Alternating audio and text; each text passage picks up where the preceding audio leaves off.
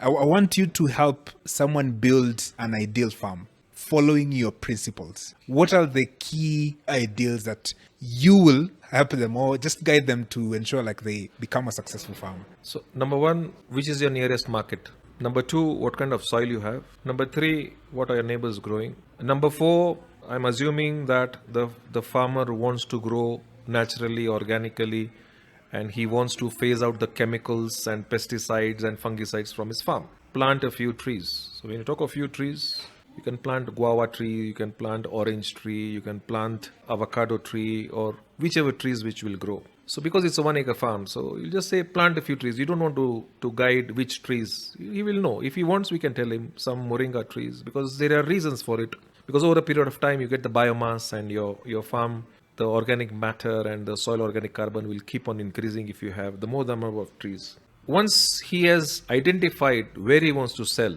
and what he can sell, is then the journey of farming starts. You don't start farming if you don't know your market. Don't grow cabbages when you can only sell it for 25 bob. Don't grow dragon fruits when you don't know where the market is because it is going to take 1.5 years, 2 years. The dragon fruits will come just because somebody else has made money.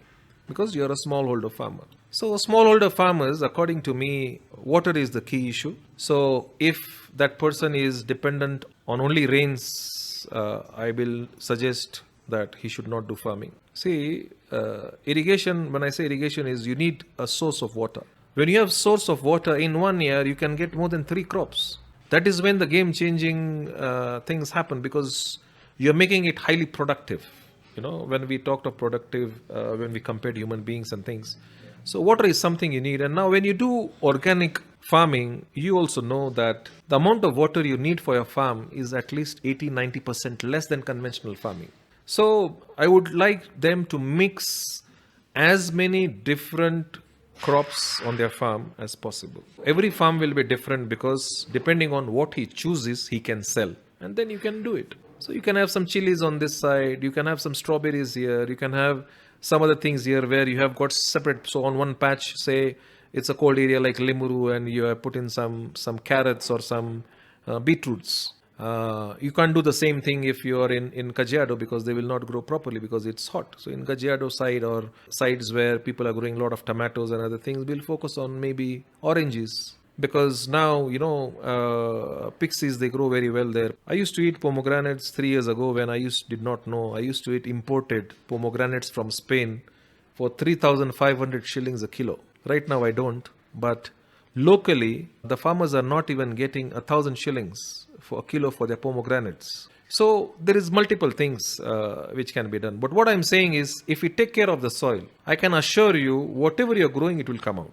Yeah, and I think that's the mentality that a lot of farmers need to adopt in terms of view soil as something that you really need to take care of, as something that you need to feed for it to give you the kind of output you need. As you were saying, say you have got 5 acres, 3 acres or 5 acres. You make at least 4 divisions or 5 divisions. So you say within your farm, this is your farm 1, 2, 3, 4, 5, 6, whatever. So today you farm on your farm 1. Then you go to your plot B after 1 month.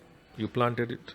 3rd month, you go to your plot number 3 or C. By the time you go in your 3rd one, the first one is starting to give you depending on what you have planted. You can do the same things, 4-5 things. So what happens is, instead of looking for a middleman or instead of looking for a wholesaler, you will be working with 4 retailers. So assuming you have got onions, cabbages, some horticulture is the major thing what people do when they do it. So you will be taking it to the same retailer every 2 weeks because he has got customers and those people need to eat. So it is a whole cycle. You're not losing on anything. It's a cycle and you're dealing with the same. But I have not seen many people doing that because when you have 5 acres, you'll say, okay, fine, you know what? I've got 1 acre of cabbage. So your total, this many heads, this much. And you'll have a middleman come in, pick up the cabbages and go. You'll make money, you'll not make money. There's a different thing depending on demand and supply, market, whatever. You have tomatoes. So you're fortunate and somebody comes and buys the tomatoes. You have given it because when you have monoculture and you have got tomatoes, so you're doing it.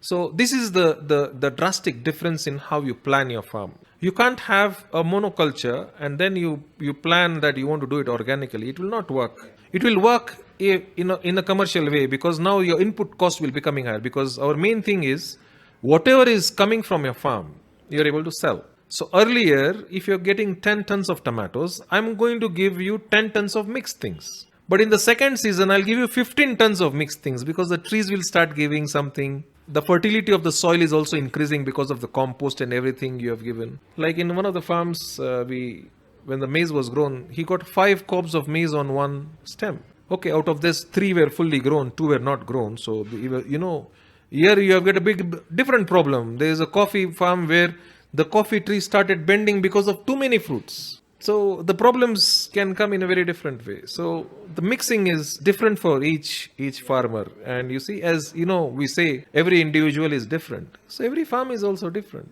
For sure, because they have different goals. They're in a different climate. So I will ask the farmer, what is your goal? And assuming I have a different experience about that goal, I will try to tell the farmer, no, let's not go this way, let's go this way. So if somebody has got 5 acres and he says he wants to put 1 acre of dragon fruits, so the question is, do you have a market? Is it confirmed? How many other people are there? How are you going to take it to the market? What is the cost of taking it there? All these things needs to be considered, So that's where our expertise comes in, We are able to guide, do this. You just change a little bit. He's making money. It's like a baby growing, A tree grows slowly. It's not a lift, It's a staircase. One, pole.